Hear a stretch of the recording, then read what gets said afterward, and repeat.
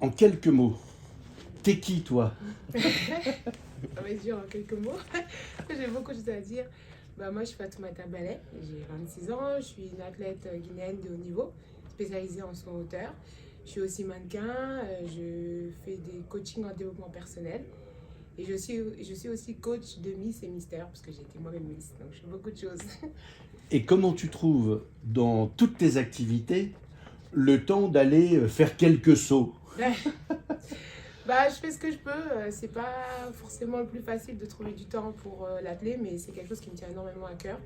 Donc, je mets les moyens qu'il faut pour arriver à ces objectifs. C'est quoi les moyens qu'il faut? Alors, tu es athlète Oui, à l'AUC. exactement. Depuis combien de temps tu es à l'AUC? Depuis 2017. Depuis 2017. C'est Donc, ça. c'est une belle fidélité. Ouais, c'est mon club de cœur, clairement. C'est pas mon premier club, mais c'est mon club de cœur. Qu'est-ce que tu trouves à l'AUC?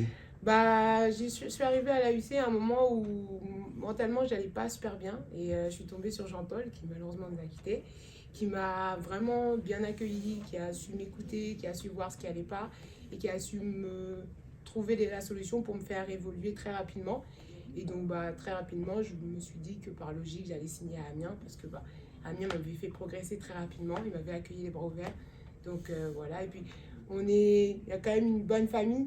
On s'entend tous bien, même si maintenant je suis à Paris, je sens quand même qu'ils sont là pour moi. C'est aussi pour ça que j'ai envie de rester dans ce club, Tu as été amiénoise. bien sûr. Et tu es venue à Amiens pour le club ou Non, je suis venue à Amiens pour mes études. Et du coup, j'ai voulu voir ce qu'était le club d'Amiens et très vite, j'ai adhéré. Alors, comment on apprécie de sauter? Parce que bon, sauter au-dessus d'une barre, c'est pas gamin, ça fait pas rêver, mais qu'est-ce qui te fait rêver à sauter par-dessus une barre? Alors c'est vrai que c'est pas le sport le plus facile. C'est pas la discipline de l'athlétisme la plus facile non plus. C'est très mental. C'est peut-être, on a peut-être l'impression que c'est un peu moins physique, mais c'est extrêmement mental. C'est très technique. Et c'est justement ça que j'aime, c'est que quand j'arrive à ma marque, je suis toute seule avec moi-même. Alors oui, j'ai mon coach qui me donne mes quelques instructions, mais quand j'arrive à ma marque, je suis toute seule avec moi-même. Toute seule avec moi-même et face à la barre. Et c'est ça que j'aime, c'est de me dire que je vais toujours sauter plus haut, pas forcément aller plus vite, mais c'est vraiment ce côté aller haut, comme si on volait, quoi. Parce que quand on arrive à des certaines hauteurs, on a vraiment l'impression de voler, et pourtant je suis que à 1,86 m. Alors quand j'imagine une personne sauter 2 mètres et quelques, je me dis waouh, tu dois vraiment avoir l'impression de voler, quoi. Est-ce que face à la barre, tu as un dialogue avec la barre? Alors quand je suis face à la barre, effectivement, j'ai un dialogue avec elle, c'est que je la regarde, pas dans les yeux parce qu'elle n'a pas d'œil, mais je la regarde et je lui dis, tu ne tomberas pas, c'est impossible, tu ne tomberas pas, tu vas rester là où tu es, sur les taquets, et tu ne tomberas pas. C'est comme ça que je lui dis. Et actuellement, les barres, elles semblent un peu plus t'obéir. Ouais, exactement là, c'est vrai que cette dernière saison, elles m'ont bien obéi, elles sont bien restées là où elles étaient. Ça a été une superbe saison, avec beaucoup de victoires, beaucoup de réussites. J'ai bien évolué et je suis très contente de ma saison précédente, mais on va aller chercher encore plus loin pour la prochaine saison. Alors, pour en revenir à la saison, tu as fait une perf à Amiens. Ouais. Kevin, qui est là, et moi, on était là en direct. On a vu toute l'émotion. C'est une vraie décharge. Parce que la difficulté, c'est que tu as une première décharge quand tu as passé un niveau, et après, tu as ressauté encore. Exactement. Comment on se remobilise entre deux perfs? Alors, pour revenir sur ce concours, c'était vraiment un concours de fou. Au niveau de la pression, c'était pas facile parce que j'étais chez moi, à domicile, dans mon club. En plus, j'avais été première l'année dernière, donc il fallait que je garde ma place de première. J'avais également le record du club du meeting, donc il fallait que je le garde. Et en plus, on était sur la piste Jean-Paul Bourdon, ancien entraîneur qui est décédé. Donc, il y avait tout un tas d'émotions. J'avais plein d'amis que je n'avais pas eu depuis plus d'1 an qui étaient là. Donc, il y avait tout un tas d'émotions et je me disais, waouh, là, il y a tout pour te déstabiliser. Mais justement, toutes ces personnes qui sont là, il faut que tu leur offres ce que tu es venu chercher aujourd'hui. Déjà la victoire, mais aussi un record parce que je savais qu'aujourd'hui, j'étais largement capable d'aller chercher mon record.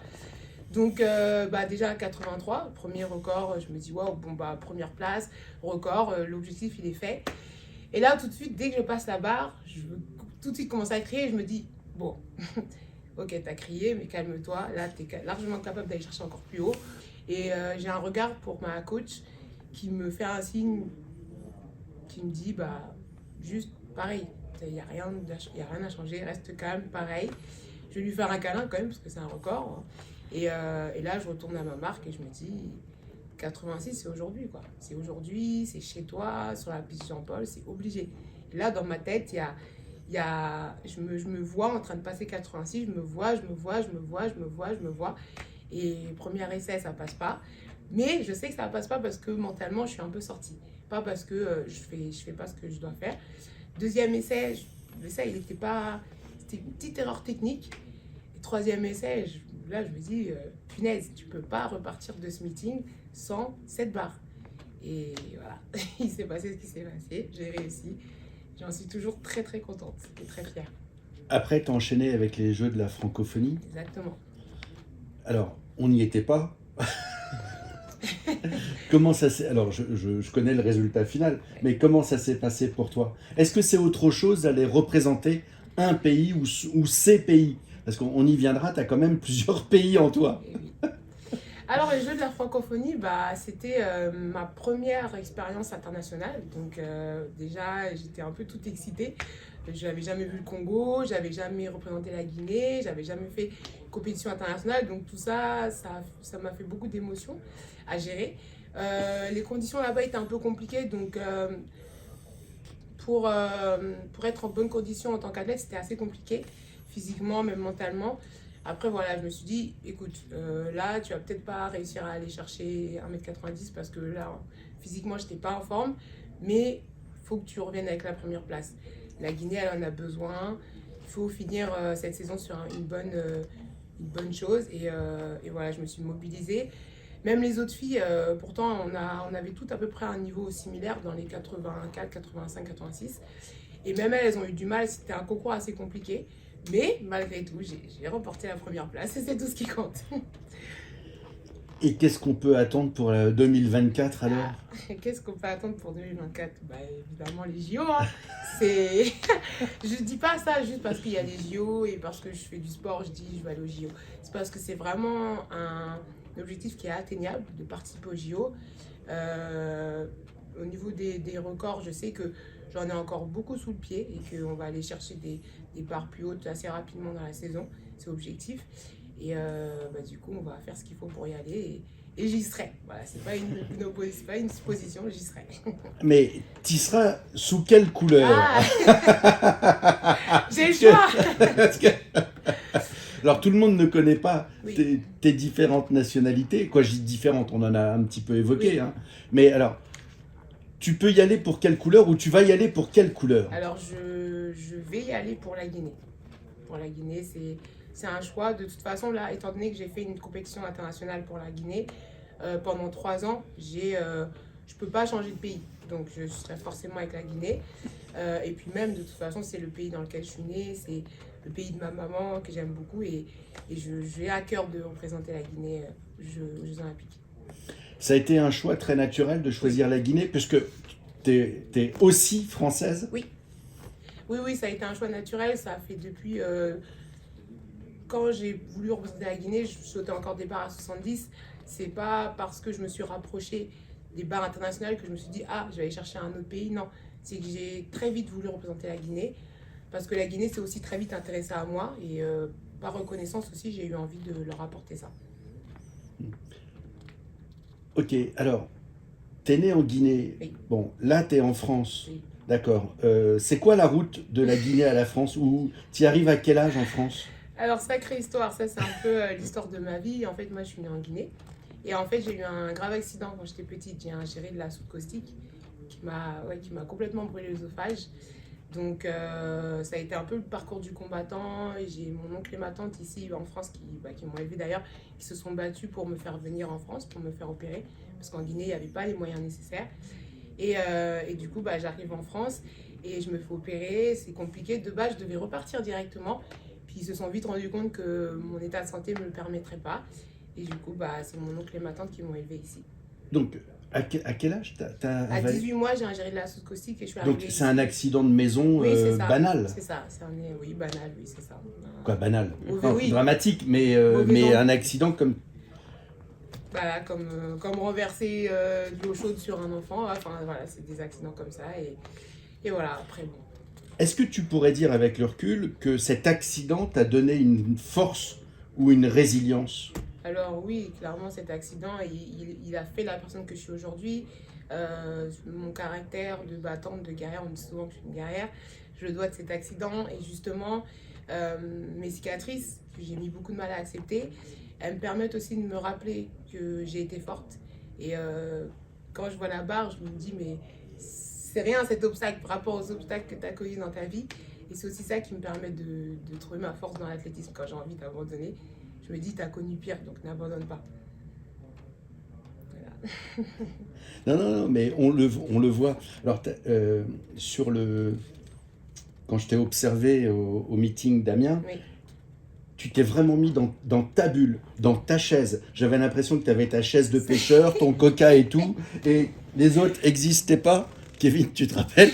Et c'était, voilà, tu avais ça, créé ton îlot, exactement. tu vois.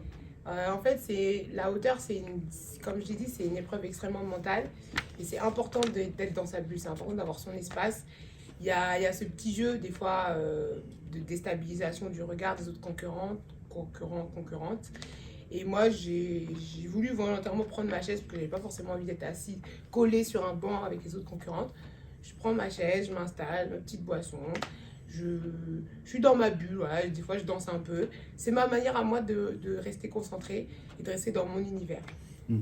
Alors, on te voit énormément sur les réseaux sociaux. En Oui. tout cas, tu communiques très facilement. Tu interviens dans des colloques. Voilà, tu as ta verve quand t'es pas contente ou autre. Tu balances. C'est ça. Euh, Qu'est-ce qui te motive à te montrer ou à te dire les choses? Pourquoi les dire? Alors ça a commencé, comme j'ai dit, je suis Miss. J'ai participé à l'élection Miss Guinée-France et j'ai eu l'écharpe de deuxième dauphine. Et donc pendant l'élection, j'ai raconté mon histoire de mon opération et de tout ce que j'ai dû endurer. Et j'ai énormément de femmes qui sont venues me parler, qui m'ont demandé comment j'avais fait pour accepter mes cicatrices, pour accepter le regard des autres, etc. Et comment je fais pour accepter d'être totalement mon physique, parce que j'ai énormément de moqueries par rapport au fait que je sois musclée, que j'ai les cheveux courts, bref.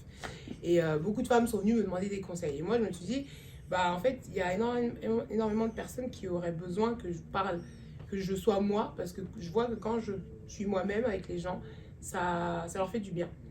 Donc, je me suis dit, let's go, en fait. Je vais parler de moi, je vais raconter mes, mes histoires, que ce soit positives ou négatives, voilà. Et je le fais avec la plus grande sincérité et le plus grand naturel. Et les gens aiment ça. Donc, si je peux rester moi-même et que ça apporte aux autres, on continue comme ça. Hmm. Et face aux contempteurs, aux détracteurs, Ouais, parce que il y en a toujours, il y aura toujours des moqueries, comme tu dis, tu as un physique alors, atypique, on peut atypique. le dire. Voilà. Comment on lutte contre ça? En s'aimant soi-même, c'est tout ce que je peux répondre. C'est ce que tout le monde me demande et c'est ce que je réponds. Quand vous vous aimez dans votre entier, on pourra toujours vous dire que vous êtes ci, vous êtes ça. Tant que vous savez qui vous êtes et que vous vous aimez, ça vous passera au-dessus. C'est parce que tu t'aimes que tu peux aimer les autres. Oui, ah oui, clairement. C'est d'abord s'aimer soi et ensuite aimer les autres. Et s'aimer soi et ensuite accepter que d'autres personnes nous aiment aussi, dans les deux sens. C'est difficile d'être aimé. C'est Ça, parce que d'accepter que les autres t'aiment, c'est comme si tu pouvais aussi refuser que quelqu'un d'autre t'aime. bien sûr, c'est pas... Être aimé, c'est aussi accepter que des personnes s'inquiètent pour toi, accepter que des personnes veuillent faire des choses pour toi. C'est tout ça et c'est pas forcément quelque chose qui est facile à accepter. Moi, je sais que j'ai beaucoup eu l'habitude de gérer les choses moi-même, de pas forcément parler de mes problèmes. Lorsque j'étais petite, j'en parlais pas forcément, que j'étais pas forcément bien dans ma peau, etc. Et du coup, je ne laissais pas les autres m'aider. Donc, j'étais entourée de personnes qui m'aimaient. Mais en fait, cet amour, je ne l'acceptais pas puisqu'ils voulaient servir de cet amour pour m'aider. Et moi, je les repoussais, je gérais les choses moi-même. Et au final, je me rends compte qu'on est mieux accompagné. Quand j'en parle, les personnes qui m'aiment essayent de m'aider à trouver des solutions, à ce que j'aille mieux. Et au final, c'est important de gérer les choses soi aussi, mais c'est aussi très important de laisser les autres autour de soi nous aider. Donc, t'es Miss, t'es athlète, Oui, et t'as une troisième casquette. de coach en développement personnel. Est-ce que finalement, de ton histoire, t'en fais un métier? Oui, exactement. J'en Alors, fais un métier. c'est quoi? Parce que c'est quand même très... c'est quoi un coach en développement personnel? Parce que tout le monde utilise cette image-là, Oui. mais qu'est-ce que toi, tu peux apporter à l'autre? Moi, je veux tout simplement aider les autres à s'aimer et à devenir la meilleure version de soi-même, d'eux-mêmes. Je veux que les personnes, quand ils se regardent dans le miroir, ils se disent, ouais, j'assure, Et toi, face au miroir? j'assure. Ah oui. Et ça, c'est pas de la prétention, parce que je sais qu'il y a beaucoup de personnes qui diraient, ah oui, elle se la raconte. Non, c'est juste que je sais par quoi je suis passée, je sais ce que j'ai dû endurer, je sais ce qu'aussi d'autres personnes peuvent penser de moi. Et moi, aujourd'hui, quand je me regarde dans le miroir, je suis fière de moi. Et j'ai pas honte de le dire, quoi. Et personne ne devrait avoir honte d'être fier de soi. Et c'est aussi pour ça que j'ai une phrase ici qui est tatouée, qui est ma phrase de vie, qui est n'aie jamais honte d'être qui tu es. C'est ma phrase. Redis-la, N'aie jamais honte d'être qui tu es. redis-la. N'aie jamais honte d'être qui tu es. Mais c'est une phrase, c'est comme un tiers ou un proche qui pourrait te la dire. Oui. C'est ce qu'on on te l'a dit ou tu l'as trouvé? Non, je l'ai trouvé au fur et à mesure, en réfléchissant sur moi, je me suis rendu compte qu'en fait, le sentiment qui m'a le plus freiné dans ma vie, c'est la honte. Et en fait, bah non, on ne doit pas avoir honte d'être qui l'on est. D'accord, une honte de quoi? Une honte de beaucoup de choses. Cet accident, il a fait que lorsque j'étais petite, j'étais très différente des autres enfants. J'ai pas été élevée par mes parents. Je suis une petite fille noire, j'ai été élevée par une femme blanche. Donc c'est vrai que quand je me rapprochais d'un entourage noir, des fois ça posait problème. On m'a beaucoup dit que je ne comprendrais jamais ce que c'est d'être noire, des choses comme ça. Le fait d'avoir des cicatrices aussi, quand je voyais des jeunes filles, quand on développe son corps, les jeunes filles avec leur maillot de bain, moi j'étais là avec mes cicatrices. Voilà, c'était des regards pas faciles à accepter. Voilà, ça s'appelait Fatoumata aussi. Des fois, c'est tout un plein de choses qui ont fait que bah, j'ai eu honte d'être moi en fait. Alors, en quoi Fatoumata? C'est quoi la ref que je connais pas sur Fat... Non, En quoi? c'est le prénom quoi. C'est vrai qu'en France, il y a ce côté Fatoumata, c'est un peu le prénom entre guillemets cliché chez les Noirs quoi. Et bah, j'ai eu beaucoup de moqueries par rapport à ce prénom tout simplement. Et quand j'étais petite, je le comprenais pas. Enfin, aujourd'hui, Fatoumata, c'est mon prénom et j'en suis fière. Mais quand on est petit, on voit juste la moquerie. On voit pas la signification derrière tout ça. As-tu des rituels ou voilà, superstitions? Alors, j'ai un rituel, un seul, parce que je sais que beaucoup d'athlètes en ont beaucoup, moi j'en ai qu'un. Et il est lié à Jean-Paul. Ah, Ouais, il est lié à Jean-Paul, mon ancien entraîneur. La veille d'un de mes records, je crois que c'était le jour où j'ai fait 72 à Amiens d'ailleurs, on était allé manger un chinois, dans un restaurant chinois. Et depuis, on s'est dit, à chaque fois qu'il y a un gros meeting ou un grand championnat, la veille, on va manger chinois. Et à chaque fois, je mange mon repas chinois la veille d'un gros événement. C'est obligé. Même si de temps en temps, je m'oblige à ne pas le faire pour ne pas rentrer dans une superstition trop forte. Mais la plupart du temps, vraiment, la veille du meeting des trois sceaux, j'aurais sûrement mangé mon chinois. tu cites beaucoup Jean-Paul, j'ai Oui. beaucoup d'athlètes qui l'ont cité. Marie Colomb-Villet, Ouais. tu connais, elle travaille 2 étages au-dessus. Eh oui. Tu vois, voilà. Mais qu'est-ce qu'il a apporté pour qu'il soit autant dans les cœurs, cet homme? Il est lui, il a été lui. Je sais pas quoi dire d'autre, c'est Jean-Paul, il est resté lui-même. Il a, il a cette écoute, cette façon de parler, enfin, en fait, je sais pas, il est tellement, enfin, il était tellement généreux, tellement à l'écoute que c'est pas tous les entraîneurs qui sont comme ça. Moi, aujourd'hui, j'en ai pas retrouvé exactement. Tu, tu sais que tu parlais au présent de lui, là. Oui, parce que pour moi, il est toujours là. Je pense toujours à lui. Quand je réussis des performances, j'ai toujours une pensée pour lui. C'est comme s'il était toujours là. Et j'espère, je pense qu'il est fier de moi, de là où il est. En tout cas, tant que ça te rend fier, toi, Oui, c'est ça. C'est, Je pense que c'est ce qu'il me dirait. Il me dirait, tant que tu es fier de toi, il m'aurait sûrement appelé ma poule. Tant que tu es fier de toi, ma poule, moi je suis content. C'est sûrement une phrase qu'il aurait pu me dire. Et changer de coach, là maintenant, tu as une femme, Oui, j'ai 2 coachs. deux coachs. Alors, j'ai repéré que la femme. Oui, l'autre il est un peu dans l'ombre. En fait, j'ai mon coach de muscu, donc c'est tout ce qui est préparation physique. Donc lui, c'est plus dans l'ombre parce que bah, c'est surtout la muscu, donc il ne m'accompagne pas forcément sur les meetings. Et aussi parce qu'il entraîne d'autres personnes sur le sprint. Mais j'ai ma coach, Irina, qui m'entraîne vraiment sur la technique. Et elle, du coup, elle est là au meeting et c'est elle qu'on voit plus. Je m'entraîne avec elle depuis récemment, là. C'était enfin, peut-être juin 2023. C'est très récent. Donc, c'était la première fois qu'elle te coachait sur le meeting d'Amiens, quasiment? Ouais, c'était l'une des premières fois. C'était pas la première fois, mais l'une des premières fois. Ouais. Et très vite, on a accroché. Je ne saurais pas exactement l'expliquer, mais c'est très vite compris. Elle a des manières de dire les choses que beaucoup trouveraient étranges, mais moi, tout de suite, dès qu'elle me dit, je tilte et on avance très rapidement. La preuve en est, 4 cm en un concours, c'est très rare, donc ouais. Et alors, toi, ça serait quoi tes talons compensés? Tout à l'heure, on blaguait là-dessus. Ouais. Mais c'est quoi ton... Est-ce que 2 mètres, c'est quelque chose d'atteignable? Est-ce que 1,97 voilà. Et comment on se donne une limite en hauteur? La limite, elle évolue tout le temps. À une époque, c'était 1,80 m. Là, c'était 1,86 m. Là, c'est 1,90 m. Après les 90, ce sera 95. Voilà, la limite, enfin, l'objectif augmente tout le temps. Mais moi, ce que je me dis toujours, c'est d'aller le plus haut possible. Je n'aime pas, je sais qu'il y a beaucoup d'athlètes qui se donnent une barre limite.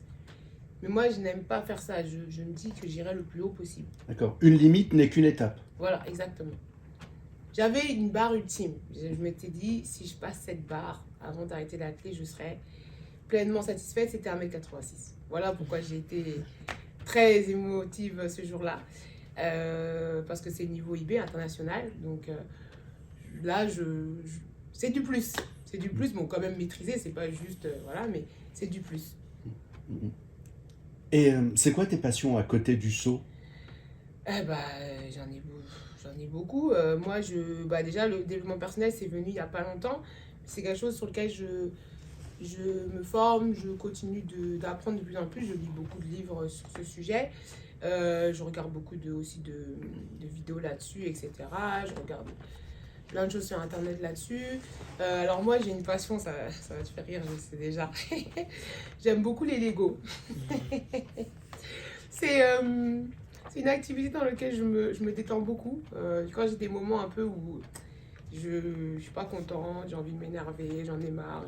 Je fais mes petits Lego. Là, en ce moment, je fais un Black Panther Lego. Voilà. J'ai énormément de Lego chez moi.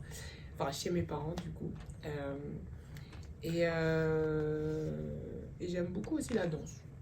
Mais danser toute seule. Voilà. Parce que le Lego, Oui. c'est quand même très personnel. Oui. Parce que c'est difficile de le faire à deux. Alors que la danse, tu l'es en démonstration. Ouais, Ou en monstration. C'est plus de la danse où je suis chez moi et je peux passer 3-4 heures à danser dans mon salon pour me détendre, quoi. Voilà. Ou après, je sors aussi avec mes copines, mais ça, c'est plus des activités que, entre guillemets, tous les jeunes font. Mais vraiment, ce côté danser chez moi, m'éclater, c'est important. Ça permet d'extérioriser toutes les mauvaises énergies qu'on peut accumuler. Je pense que c'est important. Après, chacun le fait à sa manière. Moi, la danse, ça m'aide bien. Et sur quelle musique? C'est quoi ta Ça playlist dépend, actuelle? hein. J'en ai tellement dans la playlist. J'écoute plein de choses, mais on est plus sur de l'afrobeat bien... Je sais pas d'exemple, là, comme ça qui me vient. Mais du bon afrobeat avec des bonnes petites vibes, j'aime bien. Je mets des petits mouvements comme ça, c'est sympa. Un athlète et la cuisine, parfois ça fait pas bon ménage, mais C'est vrai. c'est quoi tes plats ou est-ce que tu cuisines déjà? Alors moi je cuisine, mais je pense pas que je suis le meilleur exemple en termes de cuisine. Bon, Je cuisine, mais c'est vrai que je mange souvent la même chose. C'est souvent des pâtes, du riz, du poulet, du saumon. Voilà, ça tourne souvent autour de ces aliments-là. D'accord. Et ton plat de cœur ou de famille ou Alors, mon plat, on va dire que j'aime beaucoup, c'est de la purée à la sauce tomate avec de la langue de bœuf. Voilà, c'est mon plat. Voilà. c'est un plat de famille? C'est un plat que ma tata, du coup, qui m'a élevé, m'a cuisiné pour la première fois. Alors, au début, quand elle m'a dit langue de bœuf, je pense comme beaucoup de personnes, je me suis dit, là, qu'est-ce que c'est que ça? Et puis, j'ai goûté. Déjà, j'ai goûté, donc c'est déjà un exploit. Et puis, je me suis dit, non, c'est vachement bon. Et en fait, pourquoi j'aime ce plat, c'est parce que moi, la viande, par rapport à mon opération, j'ai beaucoup de mal à m'alimenter. Je mange petit à petit. Et c'est l'une des rares viandes que j'arrive à manger. Enfin, c'est très tendre. Donc je mange ça super facilement. Et la purée, c'est pas n'importe quelle purée, c'est celle de ma tata. Parce qu'elle, voilà, c'est la purée de ma tata. Parce que la sienne est vraiment très très bonne. Et quand elle me fait ce plat, je retombe en enfance en fait. Voilà. C'est quand elle me le faisait, que j'étais plus jeune, j'étais toujours super contente, super joyeuse. Et quand elle me le refait, elle me dit, bon, tu viens ce week-end? Oui, bon, je fais de la langue de bœuf. Ouais, trop bien. Voilà. Et les voyages? Les voyages, ouais. T'as été il n'y a pas très longtemps au-delà de l'Atlantique, je C'est pense. ça. Ouais, ouais, Hein? j'étais à Kinshasa du coup. Et après, j'ai enchaîné avec la Guinée d'ailleurs. Vu que j'ai eu la médaille d'or, euh, j'ai enchaîné. Ah oui, les États-Unis. Pardon. J'ai... J'étais encore sur le. Tu vois, eh, je te suis. Hein. C'est vrai. Effectivement, je suis allée aux États-Unis, là, à New York, il n'y a pas C'était la longtemps. première fois? C'était la première fois que j'allais aux Alors, États-Unis. c'est quoi New York la première fois? Ah, c'est sympa. C'est une ville sympathique, il y a des belles choses à voir, mais je j'y retournerai pas, je pense. C'est pas. Voilà, je pense que comme c'est New York, on en fait tout un plat, je pense. Mais au final, voilà, c'est pas. Je trouve pas ça si waouh, en fait. D'accord. Et c'est quoi une ville waouh pour toi ou un pays où tu t'es pris une claque? Alors, une ville où je me suis pris une claque. Franchement, alors, vous allez peut-être trouver ça facile comme réponse. Mais la Guinée. Il y a ce côté, en fait, où la Guinée, c'est un pays pauvre, quand même. Et dans les pays pauvres, il y a souvent ce côté très, très chaleureux, très accueillant. Les gens sont souriants alors qu'ils vivent dans une misère pas possible.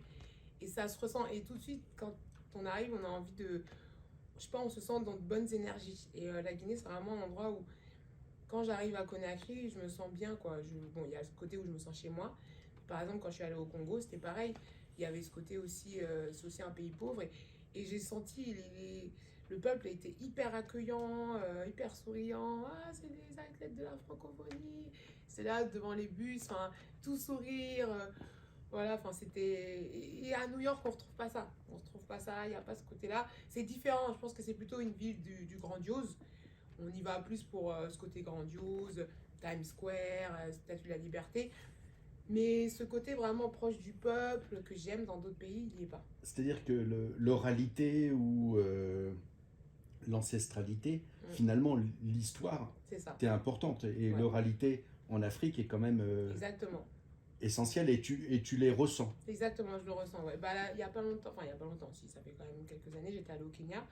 Et c'est pareil, le Kenya, j'ai beaucoup aimé aussi. J'ai vraiment énormément aimé. Surtout les paysages, c'est super. New York, les paysages, bon, c'est surtout des buildings, quoi. C'est sympa, voilà, c'est très, en plus, c'est sympa, mais 5 jours, ça, c'est suffisant pour moi. Après, c'est mon avis. C'est quoi cette saison à venir? Cette saison à venir, c'est de la réussite et du bonheur. C'est tout ce que je me souhaite. Et je pense qu'on est sur de la bonne lancée pour y arriver. Euh, En termes d'objectifs plus précis, évidemment, il y a la barre des 90 qu'on va atteindre. Hein, ça, c'est même pas une option, c'est une obligation. On va l'atteindre. Et on espère l'atteindre en hiver, pas en été. Euh, comme... Il y a le meeting des Trois Sceaux, Oui, bientôt. exactement, c'est ça. Bah, de toute façon, là, à partir de fin décembre, janvier, ça va s'enchaîner. Il y a le meeting des Trois Sceaux, il y a le meeting d'Hirson, il y a un meeting Elmos Gala en Belgique, puis il y a les mondiaux, qui sait. Glasgow. On y croit. Et puis les JO, évidemment. Alors, pour aller au JO, t'as quoi comme option? Pour aller au JO, il y a deux options. Soit les minima, qui sont à 97, soit le ranking. Donc être pour les sauts, être dans les 32 meilleurs mondiales. Aujourd'hui, je suis dans les 100 premières. Honnêtement, je ne me souviens plus exactement de combien, mais je suis dans les 100 premières. Et en ayant regardé les 30 premières, en tout cas de l'année dernière, c'est tout à fait... Enfin, c'est accessible. Il faut que j'aille chercher des records, mais ce pas des records qui sont inaccessibles, quoi. On ne parle pas de 2 mètres ou 2 mètres 03, on parle de 92, 93. Si j'arrive à sauter 5 fois à peu près 93, 95, c'est tout à fait possible que j'aille au JO.